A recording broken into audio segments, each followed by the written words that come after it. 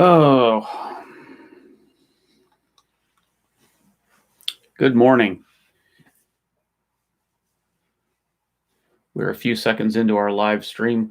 We're just doing a little test stuff here before we actually get started. I see somebody's logged in. I do have live chat up, so if you want to say hello, respond that you're here, that's absolutely fantastic. Hopefully some folks will be coming over from our usual Facebook live area. We still have a couple minutes before we'll actually get started. So you have time to go grab a cup of coffee, get things set up, get things ready. I don't have Kathy playing music today because we weren't exactly sure how things were going to go. I'm actually hoping that she's not in the studio. I'm hoping she's actually bringing this up on YouTube so she can listen to it and know that it's happening. So as far as I'm able to check, everything is up.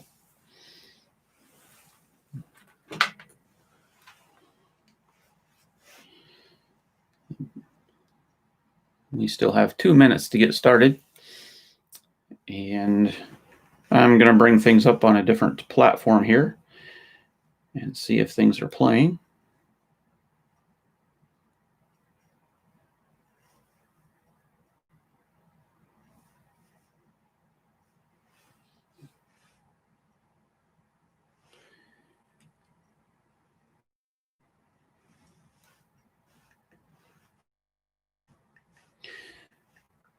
You'll have to type into Faith in the Forest and look it up.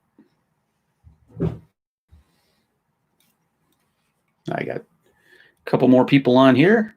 Still got another minute or so to get started. And Kathy is in the studio.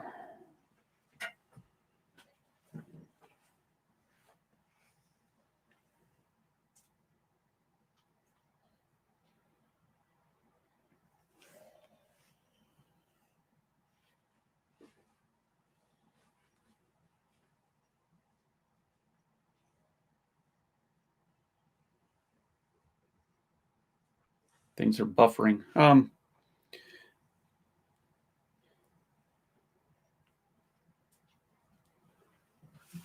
you able to bring up the technical end on your end?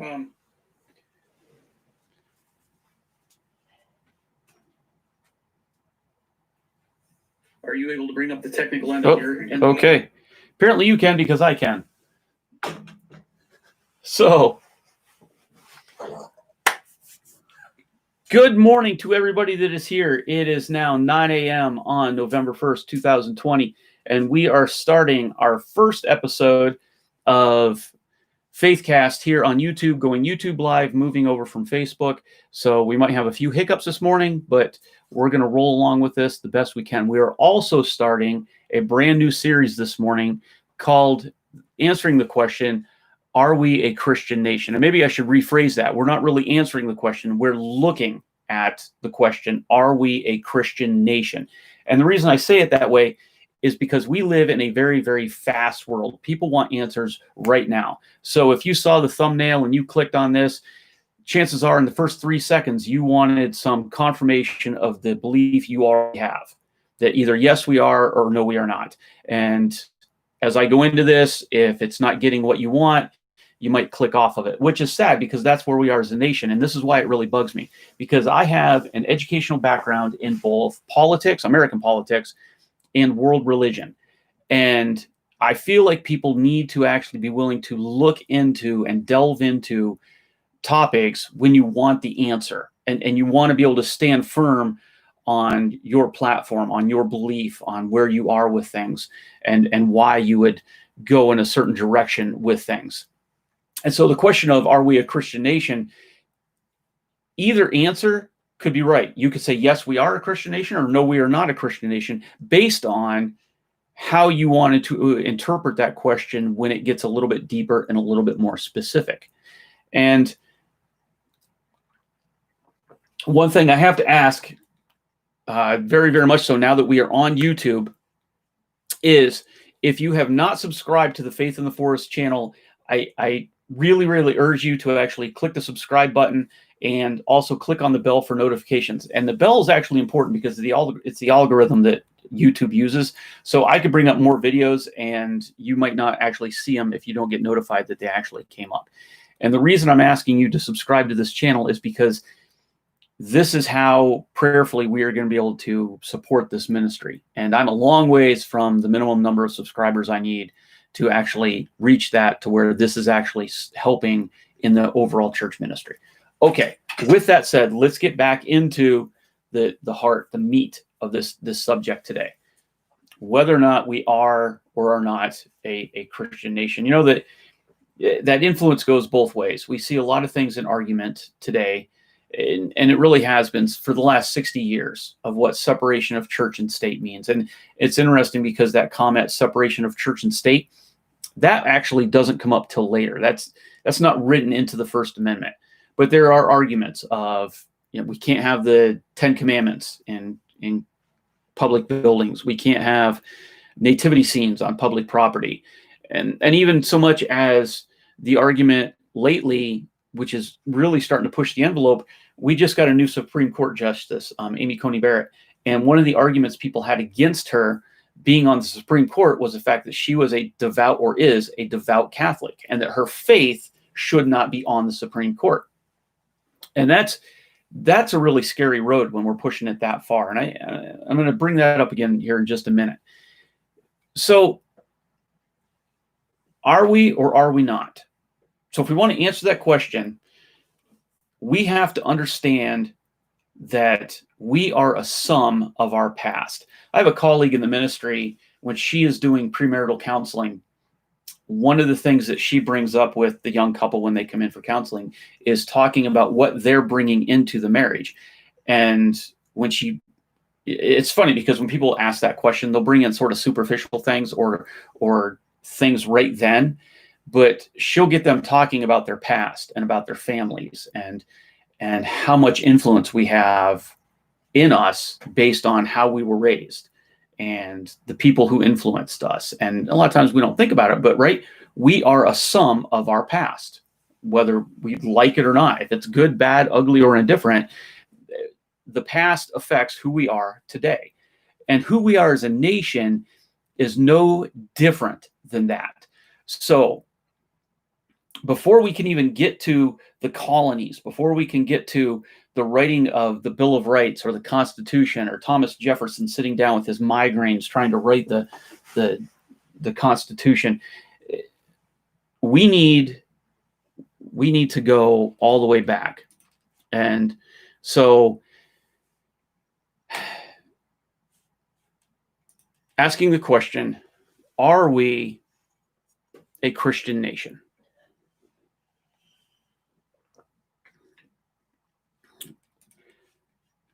We need to go all the way back to jolly old England and to Henry VIII. Right? Yeah, Henry VIII actually was the King of England, okay, in the 1500s. He's not just that song from the movie Ghost that Kathy's over here. I always love it. So if you're new to the channel, Kathy is always laughing in the background, but she doesn't say much. She's never on camera, so we don't get to see much what she's doing. But Henry VIII, let me start it out this way. If we go back a little bit further, the Catholic Church is very much involved in every government of every nation that it is intertwined with. This has been true since the 300s when Constantine accepted Christ. The Catholic Church has been married to government. And England was no different. Great Britain was no different. However, in the 1530s, Henry VIII had a problem. He was Catholic, but his wife had only bore him a daughter, and he really wanted a son to succeed him on the throne. And so he wanted to get remarried. but to get remarried, he had to get a divorce. He needed an annulment. The Pope would not give him an annulment. And so Henry VIII jumped on board with something that was already happening. And it's interesting that we're doing this episode on November 1st, because on October 31st in 1517, I'm going to go back just about 20 years here from Henry VIII. On October 31st, 1517, a man by the name of Martin Luther, who, if anybody has studied any religion, knows that Martin Luther started the Protestant Reformation. And that is when he took his 95 Thesis and he nailed it to the door of the Castle Church. And when he did that, he did so because he had these questions about how the Catholic Church was looking at theology. And he wasn't saying he wanted to rebel against the Catholic Church at the time. He was just saying, I have these questions. Now, there were people who had questions about the Catholic Church for years, decades before that, but it was always about the corruption of the church, something that historically the Catholic Church has always seemed to have. His questions were more on the interpretation of grace and redemption. And he had these theological questions. And these theological questions that he posted to the wall in 1517, basically, in today's terms, became viral. And a lot of people started reading them, and a lot of people started having the same questions, and they started to pull away from the Catholic Church, and they started this Reformation. And so this was already happening. So then in 1534, when Henry VIII started to have problems with the Catholic Church, he jumped on board with the same thing, and he passed the Act of Secession and the Act of Supremacy. Essentially, he created the Church of England. Now, and if you say, the Act of Secession, secession is to pull away from something else. In American history, the Civil War, the South seceded from the North. They seceded from the United States. In today's language, a lot of people pray that California will secede from the rest of the nation. I'm not saying that I'm one of them. It's just something that comes up in jokes. So to have an act of secession means that they were openly pulling away from the Catholic Church. They were separating themselves. But in doing so, he started a new church. He essentially started a new denomination called the Church of England, which became very, very powerful. And in it, he said the only supreme head of the Church of England is called the Angelicana Ecclesia. And what it means is defender of the faith. And that's actually a term that the Pope, Pope Clement the Seventh, had given to Henry VIII back in 1521. And so he took that and starts this new religion, which is completely married to the government. So that is how we came with this idea that the church and the state are combined, because in world history, that's how it had always been. And Henry VIII sort of took it to another level. Now, let's jump ahead to the beginning of America. Are you with me over there? I am. Are you good? Okay. Yeah. So we're in November. It's November 2020. We'll be having an election soon, but we will also be celebrating Thanksgiving, right? Which is what is Thanksgiving? I'm going to make Kathy talk today. All right. So it is the feast of, there's a feast of blessings, thankfulness for the survival of the Puritan group that came over in the 1600s. And there's a cool history behind that, but I won't go off on a tangent of it.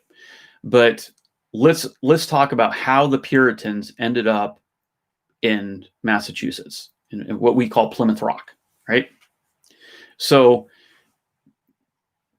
in 1607, there were a group of separatists from Yorkshire in England, and they went to Holland. And the reason being was that they did not see the Church of England being pure to the Christian belief, and they wanted to pull away from it. And So they went to Holland, and they all got jobs. Basically, in Holland at the time, it was a huge cloth industry, and so they were basically they left Yorkshire, the farmlands of Yorkshire, went to Holland, and became industrial workers, people in the factory, and they did not like it.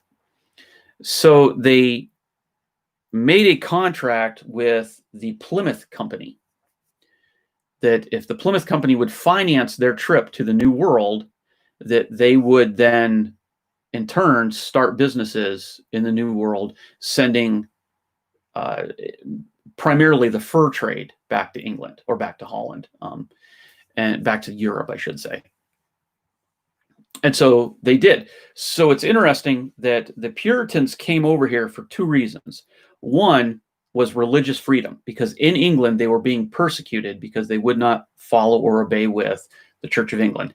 And for capitalism, because they had a chance to start this new venture. And so they came over, and then we have what we know as Thanksgiving. And now so that was in like 1620 that they made that contract. So that's about the time they came over. So it was early 1620s that we know the first Thanksgiving.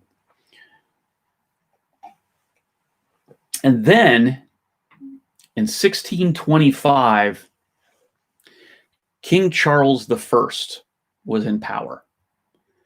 And we still have the Church of England. But he had another problem. His wife was Catholic. And he had great hostility towards both the Puritans and the entire Protestant movement. So in England at this time, and this is really fascinating, and I don't know if I could talk about this without going off on some sort of bit of a tangent, but so here's King Charles, who's the head of the Church of England as the throne of England, and he's married now to a Catholic woman. And so there's still this strained relationship between what is the Church of England and the Catholic Church. King Charles I has this idea that he's going to push the Church of England away and bring the Catholic Church back into power. And that was sort of a sidebar thing about all of this, but politically it was happening at the time.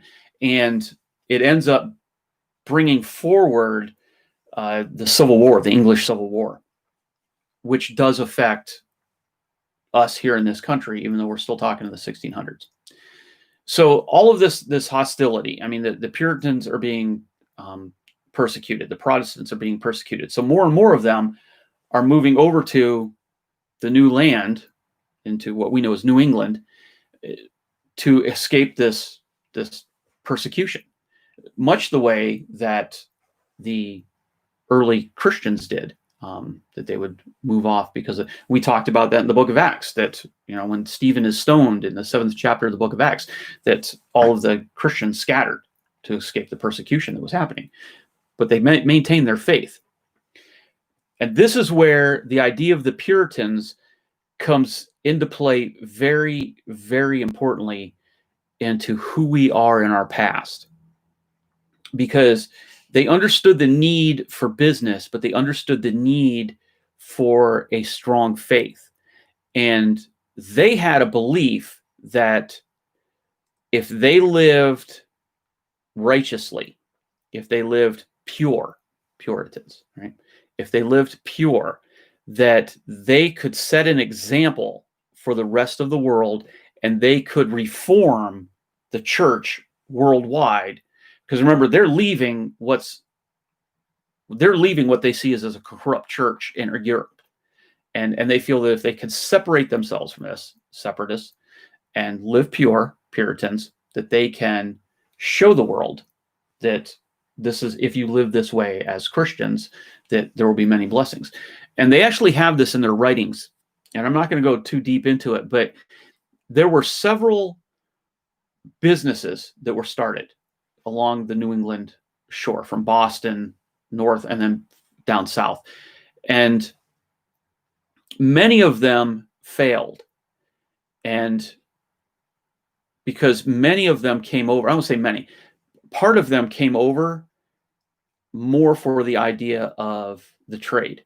See, at this point, as we're moving forward, it's not just the Puritans coming over. Now it's secular businessmen coming over to start these businesses. And many of them would fail. And the most successful ones were the ones that were established and run by the Puritans.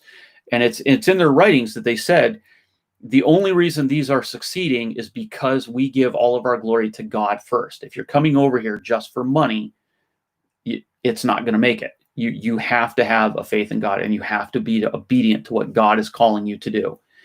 And so that's how they put their business standards first, was with God.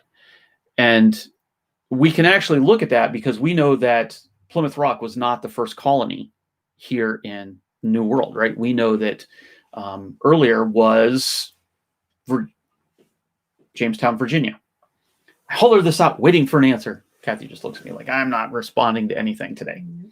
And so the colony of Jamestown, Virginia failed miserably for many reasons. We're not going to get into it because then we're going to get into a debate about the Native Americans and the fact that if we look at history honestly and historically, Native Americans were not always the passive victims that we portray them to be today. There was evil on both sides that happened down there, but the one thing the Puritans will say is what was absent down there was God. So, and I could dispute that, but we're not going there. So we have the Puritans that we celebrate Thanksgiving at the end of November. And they started to establish who we are in the New World. But we're not done yet. So in 1681, William Penn was granted a charter for an area of land in the United States, which became a state, actually a commonwealth. Guess which commonwealth William Penn established? Pennsylvania. So, and here's how this came to be. William Penn was a Quaker, and the Quakers they're known mainly for being pacifists, but they had this idea of just truthfulness and honesty and having this upright character. And when you look back to the historical documents, not only in our national archives, but if you look back into the BBC and the British archives, there are writings and there are documentations of why the Quaker faith grew so exponentially. And it is tied directly to how the early Christians lived. The early Christians were being persecuted. And as we look through, those of us who have a theological background and look at the growth of the Christian faith, we know that Christianity grew greatest during the 1st and 2nd century when there was the greatest persecution, because they lived honestly and they lived diligently. Now, the early Christians in antiquity didn't live as openly. They would have secret gatherings. That's how the symbol of the fish came to be. We can go off on that. But people would see them being persecuted for their faith, and they would not deny their faith. And people want to know, what is this about? What is this about? So in the mid-1600s, between King Charles I and King Charles II, these Quakers are meeting, and regardless of how much they're persecuted and how much the rest of society hates them, they would not denounce their faith, they would not have anger, and they would not hide. They didn't go into people's houses to have their worship services. They would still meet in public, and they would let people know they were meeting, and they just lived this way. And it wasn't just the Church of England that despised them. I mean, the Church of England despised anybody who was not obedient to the crown. But other faiths despised them. In fact, there's a documented story of these two Quakers came over to the New World, these two women, and they were on a ship called the Willow, I think. Sparrow. It was the ship called the Sparrow. I don't know why I remember that. I don't even have it in my notes. But they landed in Plymouth. They landed in Boston. And When they got off the ship, the Puritans found out they were Quakers, and they put them in jail for 5 weeks. The hangman burned all of their belongings in the public square. They were publicly ridiculed. They were strip searched, accused of witchcraft, right? That was always the big thing up in the Puritan world, witchcraft. And so they were imprisoned for 5 weeks. And then instead of being allowed to just live somewhere in the New World, they were put on a ship and sent to a Quaker community in Barbados. So the Quakers were just horribly hated by so many people. And I want you to remember that as we go on to further episodes of this, because that's going to play out with some other denominations as we move forward as a Christian nation. And it's important to lay this out with the idea of the Quakers coming to the New World. And William Penn didn't start the Quaker movement. He was a Quaker. But he was very rich. He had a lot of influence. And his dad had done a favor. His dad had done business. Let's just put it that way. His dad had done business, not shady business, but he had done business with King Charles II. And King Charles II owed the Penn family a great debt. And so as repayment for that debt, King Charles II gave William Penn this huge area of land in the New World. And we're gonna finish with this today, because this is where I really want to hold this off, because then we're going to move into the next part of it. So William Penn gets this tract of land, which is still the borders of Pennsylvania. Now it's interesting. They were given that land, but they don't really have great ocean. They weren't given great ocean frontage, right? It was like inland just enough, which was in a way, it was sort of a snub, but we won't. There's so many things I want to say. I want to go off on so many tangents because the history of this is so fascinating. But this is what I want to finish with, because this is where William Penn plays such a significant role in our history as a nation. And I don't think it's accident or circumstance that our nation was at one time in Philadelphia, in Pennsylvania. Is when he set out this new land, and these boatloads of Quakers came over. The name of their boat, I will always remember this.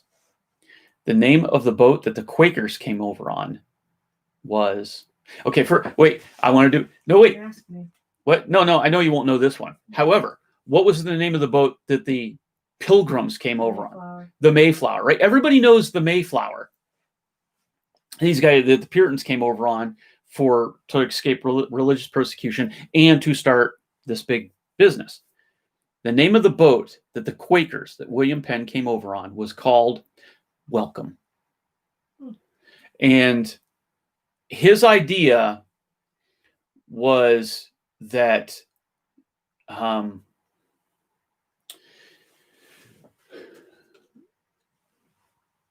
have a note right here, and I had to look at this part of it because I want to remember how he said it.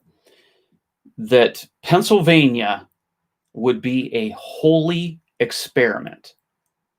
That they wanted to show or see how the world could live if men lived uprighteous lives and cared for one another and governed based on their moral standards and not politics. That's how the Commonwealth of Pennsylvania came to be. So, in the idea of separation of church and state, as a Pennsylvanian, I always struggle with that because I'm like, but we were founded specifically on religion over government. And of course, I'm not a Quaker, so I guess I can't proclaim that, but there's a lot to be said for how that started. Now, I threw my own personal bias into that, which maybe isn't appropriate as we go through this historical aspect of it, but I can't help that. At times I'm going to throw my own historical concepts into this. But did we or did we not start as a Christian nation? And are we a Christian nation today?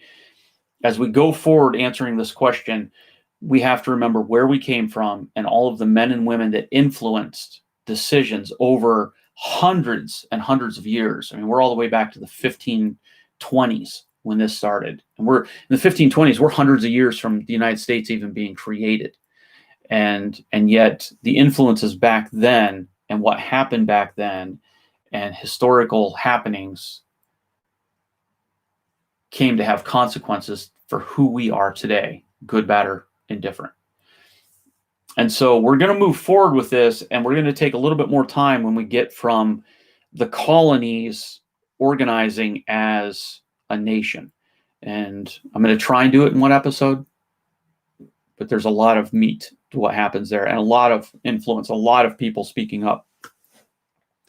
And then we'll go from there. So I ask that if you have any questions, that you just send them out to us here at Faith in the Forest, or email me, Pastor K at tidioutecreek.org.